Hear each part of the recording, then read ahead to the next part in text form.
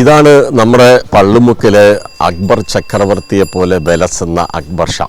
ഇപ്പോൾ അദ്ദേഹത്തിൻ്റെ സവാരി ചെയ്യുന്ന അല്ലെങ്കിൽ അദ്ദേഹം മനസ്സുകൊണ്ട് ഇഷ്ടപ്പെട്ട് വാങ്ങിയ ആ സൈക്കിൾ മുൻ തലമുറയുടെ നെസ്റ്റ് എന്നാണ് അദ്ദേഹം ഇതിനിട്ടിരിക്കുന്ന പേര്. ഇത് നമ്മൾ സൈക്കിൾ റിക്ഷ എന്ന് കേൾക്കുമ്പോൾ തന്നെ ഒരു നൊസ്റ്റാൾജിയുണ്ട്. എൻ്റെ കുട്ടിക്കാലത്ത് ഞാൻ സ്കൂളിൽ പോയിരുന്നത് ഈ സൈക്കിൾ റിക്ഷയിലായിരുന്നു. അതേപോലെ തന്നെ നമ്മളിപ്പോൾ സിനിമകൾ എടുത്താൽ പല സിനിമകളിലും സൈക്കിൾ റിക്ഷ പണ്ടേ ഒരു താരമായിരുന്നു. അക്ബർ ഷാ പക്ഷേ ഇത് വിൽക്കാനിട്ടിരിക്കുന്നതാണ്. അതിനൊരു കാരണവുമുണ്ട്, അന്വേഷിക്കാം.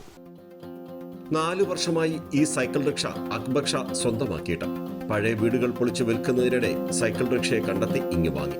പേരുമിട്ടു മുൻ തലമുറയുടെ നെസ്റ്റ്.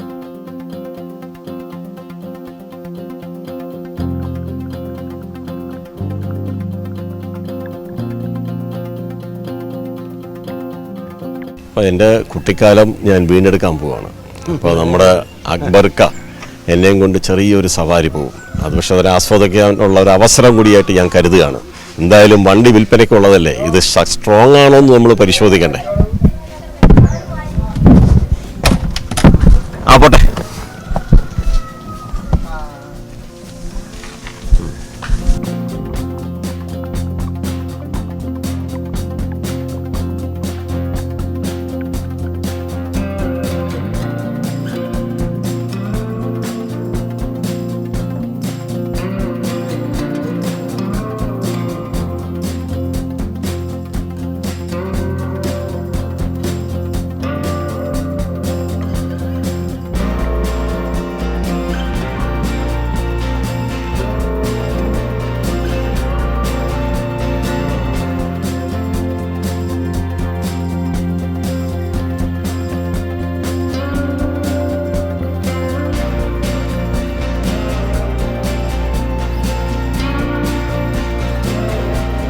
അപ്പോഴൊക്കെ എൻ്റെ മക്കളൊക്കെ ഒരു കൊച്ചു പിള്ളേരായിരുന്നു.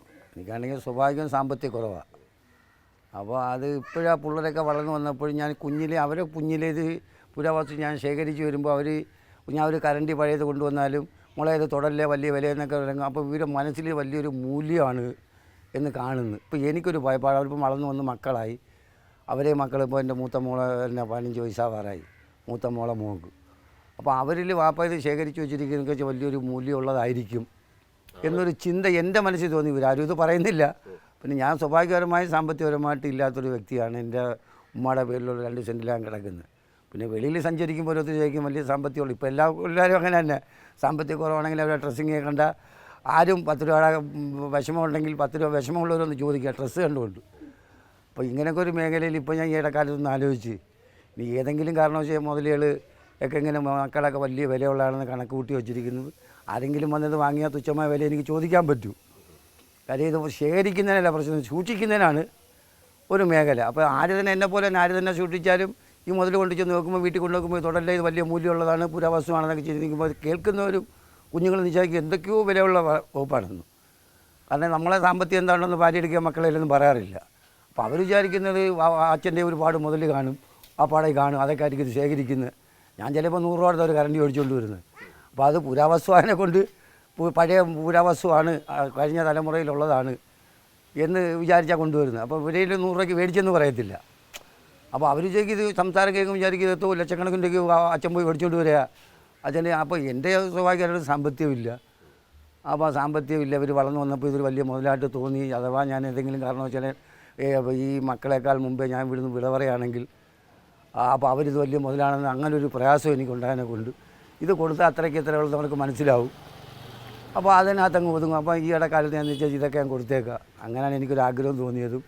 നാണയങ്ങളും കറൻസികളും ആമാടപ്പെട്ടികളും അലാവുദ്ദീൻ്റെ അത്ഭുത വിളക്കും ഉൾപ്പെടെ തൻ്റെ പഴയകാല വസ്തുക്കളുടെ ശേഖരത്തിൻ്റെ വില തൻ്റെ മക്കൾ അറിയണം. മരിക്കും മുമ്പ് ഇവയെല്ലാം പണമാക്കി മക്കൾക്ക് വീതം വെക്കണം. അതിനാണ് സൈക്കിൾ റിക്ഷ ഉൾപ്പെടെ വിൽക്കുന്നതെന്ന് അക്ബർ ഷാ കൈരളി ന്യൂസിനോട് മനസ്സ് തുറന്നു. അപ്പം സൈക്കിൾ റിക്ഷ എന്ന് പറയുന്ന മുതൽ ഞാൻ ചെറുമക്കളെ കൊണ്ടിങ്ങനെ എൻ്റെ പരിസരത്ത് ചിലയിടത്ത് ചവിട്ടാറുണ്ട്. അപ്പോൾ സൈക്കിൾ റിക്ഷ ചവിട്ടുന്നതിന് വലിയ ബാലൻസ് ഒന്നും വേണ്ട, ചിലർ ബാലൻസ് വേണമെന്ന് ചെറിയൊരു മതി. അപ്പോൾ ഈ വണ്ടിയെ സംബന്ധിച്ചോളം ഞാൻ മനസ്സിൽ കാണുന്നത് എൻ്റെ ബാല്യകാലത്തിലൊക്കെ ഇത് ചവിട്ടുന്നതൊക്കെ ഞാൻ കണ്ടിട്ടുണ്ട്. എൻ്റെ ബാല്യകാലം, എൻ്റെ മക്കളെ ബാല്യകാലം കണ്ടിട്ടില്ല. അപ്പോൾ അവർ ഒരു 80% ഞാൻ എൻ്റെ ഊഹിച്ചെടുത്ത് പറയുന്നതാണ്. ഇതിനകത്ത് അന്ന് സഞ്ചരിച്ചവരൊക്കെ ഒരു എക്സിക്യൂട്ടീവുകൾ തന്നെയായിരുന്നു. അവർ ഒന്ന് ഇപ്പോൾ ഒരു IAS ആരാവും, SP അങ്ങനെ പല ഡിഗ്രി ഉള്ളവരായിരിക്കും അന്ന് ഇതിനകത്ത് കയറുന്നവരൊക്കെ വലിയ പഠിപ്പിക്കാൻ ആഗ്രഹമുള്ള മാതാക്കളാണ് ഈ റിക്ഷയ്ക്കകത്ത് കയറ്റിയെന്ന് സഞ്ചരിക്കുന്നത്. പഠിപ്പിക്കാൻ ആഗ്രഹമില്ലാത്തവരാണ് അടുത്ത പഞ്ചായത്തിലൊക്കെ കൊണ്ടുപോയി ഇങ്ങനെ ഷർട്ടും മുണ്ടിന് പോലും നിക്കറിന് ഉടുപ്പിനും പോലും ആ കണ്ടീഷനിലാണ് ഈ കാലഘട്ടത്തിലാണ് ഈ റിക്ഷ ഇറക്കുന്നത്. അപ്പോൾ റിക്ഷയുടെ ഒരു മഹാത്മ്യം ഞാൻ കൊടുക്കാൻ ആഗ്രഹിക്കുന്നത് ആരെങ്കിലും ഇതേപോലെ റിട്ടയർഡ് ആയിട്ടുള്ള ഒരു മോഹം ഈ സാധനം എൻ്റെ വീട്ടിൽ കൊണ്ട് ഇട്ടാൽ കൊള്ളാം ഞാൻ ആഗ്രഹിച്ചതുപോലെ. അപ്പോൾ എനിക്കിപ്പോൾ സാമ്പത്തിക കുറവും ഇതിങ്ങനെ മൊത്തത്തോടെ വിറ്റ് ഇതെന്താണെന്ന് എൻ്റെ മക്കൾ അറിയണം. ചുമ്മാതുള്ള ഞാനിപ്പോൾ ആരൊക്കെ ചോദിച്ചാലും ചുമ്മാ എനിക്ക് ചോദിക്കാൻ പറ്റൂ. അപ്പോൾ അത് മൊത്തത്തോടെ ഞാൻ കൊടുക്കാമെന്ന് വിചാരിച്ചാണ് മനസ്സിൻ്റെ ആഗ്രഹം. അപ്പോൾ ഞാൻ ഇതിൻ്റെ മെയിനായിട്ട് റിക്ഷ ആണ്, വെളിയിൽ കാണത്തേക്കുള്ള റിക്ഷ ആണ്. പിന്നെ ബാക്കിയുള്ള എന്ന് പറഞ്ഞാൽ വീട്ടിലൊതുങ്ങിയിരിക്കുന്നതാണ്. അതെ, ഈ വാർഡിൽ ഇതിപ്പോൾ ഞാൻ കണ്ടിടത്തോളം ഒന്നേ ഉള്ളൂ. ഇത് കൊണ്ടുപോകുമ്പോൾ തന്നെ പലവരും എന്നെ ഇത് എൻ്റെ മക്കളെ എന്നെ ഇരുത്തി ഞാൻ പോകുമ്പോൾ തന്നെ ചവിട്ടിക്കൊണ്ട് പോകുമ്പോൾ ഫോട്ടോ എടുക്കാറുണ്ട്. ഇത് കൊടുക്കുന്നോന്ന് ചോദിക്കാറുണ്ട്. ഞങ്ങൾക്കത് കൊടുക്കത്തില്ലെന്ന് പറയാറുണ്ട്. ഇപ്പം ഞാൻ ആഗ്രഹിച്ചത് കൊടുത്തു കളയാം. അങ്ങനെയാണ് ഞാനിത് കൊടുക്കാൻ ആഗ്രഹിച്ചപ്പം സാറന്മാർ ഇത് വിളിച്ചു പോവുകയും അങ്ങനെ വരികയൊക്കെ ചെയ്തത്. അങ്ങനെ സന്തോഷം. ഇതാരെങ്കിലും ഏറ്റുവാങ്ങിയാൽ എന്നെ സംബന്ധിച്ചോളം ഇതിൽ നിന്നൊരു ഭാരം ഒഴിയുകയും ഈ കുടുംബപരമായിട്ട് ഇവർക്ക് ഇതെന്ത് കിട്ടുമെന്ന് ഈ മക്കൾക്ക് അറിയുകയും ചെയ്യാം. ഉള്ളത് അവർക്ക് അങ്ങ് കൊടുത്തു കഴിഞ്ഞാലോ അല്ലെങ്കിൽ ഞാൻ അത് ചിലവാക്കുമ്പോഴോ ഇതൊക്കെ ഉള്ളതെന്നവർക്ക് മനസ്സമാധാനം വരും. അപ്പോൾ അതാണ് ഈ നിൽക്കുന്നതാണ് എൻ്റെ മക്കൾ. വേറെയുണ്ട് 2 പെൺമക്കൾ 2 ആൺമക്കളുമാണ്. ഇവരൊക്കെ അപ്പുറം വാടകയ്ക്ക് താമസിക്കുന്നു. ഞാനും ഇങ്ങനെ വലിയ സാമ്പത്തികവും ഇല്ല എങ്കിൽ തന്നെയും ഈശ്വരൻ സഹായിച്ചാലേ എനിക്ക് നിറയത്തുള്ളൂ. പിന്നെ എന്നെ ഇത് എടുത്ത് നിങ്ങൾ സഹായിക്കണമെന്ന് ഞാൻ പറയുന്നില്ല. ആരെങ്കിലും സൂക്ഷിക്കാൻ ആഗ്രഹമുള്ളവർ വരിക. അപ്പോൾ അവർ വന്നാൽ എനിക്ക് സന്തോഷമാവും. അവർ പറയുന്ന വിലയ്ക്ക് കൊടുക്കുക. ഞാനിത്രയും ശേഖരിച്ചെന്ന് പറഞ്ഞാൽ മുതലേ മാത്രമല്ല, ഞാൻ ഇത്രയും ശേഖരിക്കാൻ അത്രയും പാടുപെട്ടിട്ടുണ്ട്. ഞാൻ പോയി വാങ്ങാനും എടുക്കാനും സൂക്ഷിക്കാനും ഒക്കെ. സത്യത്തിൽ വാപ്പ ഇത്രയും കാലം ശേഖരിച്ചു വെച്ചതിനൊക്കെ ഇപ്പോഴാണ് ഒരു മതിപ്പുണ്ടായത്. ഞങ്ങൾ വാപ്പയെ ഓർത്ത് അഭിമാനിക്കുന്നുവെന്ന് മക്കൾ ഒന്നടങ്കം പറഞ്ഞു.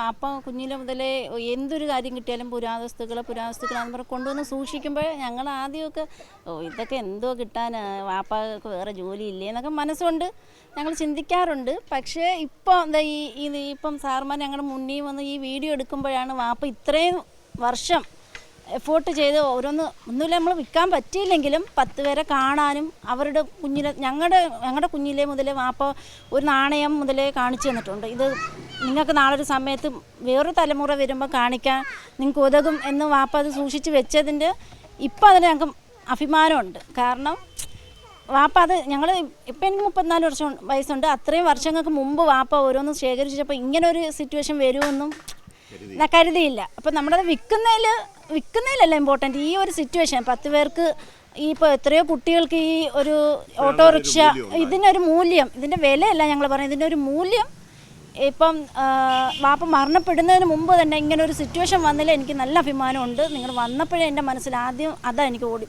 ചിന്തയിൽ വന്നത്. ഞങ്ങളായാലും എൻ്റെ കൊച്ചുനാളിന് മുതലായാലും ഞങ്ങളെല്ലാവരും ഇതിനകത്ത് പുറത്തോട്ടൊക്കെ പോയിട്ടൊക്കെ ഉണ്ട്. എപ്പോഴും ഇപ്പോൾ ഇതിനകത്ത് കൊണ്ടുപോയിട്ടുള്ള ഇതിന് ഓരോ സിസ്റ്റംസ് ഞങ്ങൾക്ക് പരിചയപ്പെടുത്തി കാണിച്ചു. തെന്നിന്ത്യൻ സിനിമകളിൽ, പ്രത്യേകിച്ച് തമിഴ് സിനിമകളിൽ MGR, ശിവാജി ഗണേശൻ തുടങ്ങിയ നടന്മാർ സൈക്കിൾ റിക്ഷകളിൽ സവാരി ചെയ്ത് പാടി അഭിനയിച്ചതുകൂടി പ്രേക്ഷകർ മനസ്സിലേക്ക് കൊണ്ടുവന്നാൽ അക്ബറിന്റെ സൈക്കിൾ റിക്ഷയും ഒരു സിനിമാ താരമാകും. നമ്മുടെ അക്ബർ ചക്രവർത്തി ഉണ്ട്, ഈ അക്ബർ ഷാ, ഇതിന്റെ വില പറയാൻ പോകുന്നില്ല, മോഹവിലയാണ്. അതുകൊണ്ട് ആവശ്യക്കാരുണ്ടെങ്കിൽ വന്നാൽ അദ്ദേഹം വില പറഞ്ഞു തരും. എന്തായാലും 100 കണക്കിന് കുട്ടികൾ, 1000 കുട്ടികൾ ഈ സൈക്കിളിൽ വിദ്യാഭ്യാസത്തിന് പോയിട്ടുണ്ട്. അവരിന്ന് നല്ല നിലയിലായിട്ടുണ്ട്. അതുകൊണ്ട് തന്നെ ഈ സൈക്കിള് ഒരു പ്രശസ്തമുള്ളതാണ്, എന്തിനേറെ പറയുന്ന ഒരു നിധിയാണ്. പള്ളുമുക്കിൽ നിന്ന് ക്യാമറാമാൻ അയ്യപ്പദേവനൊപ്പം രാജ്കുമാർ.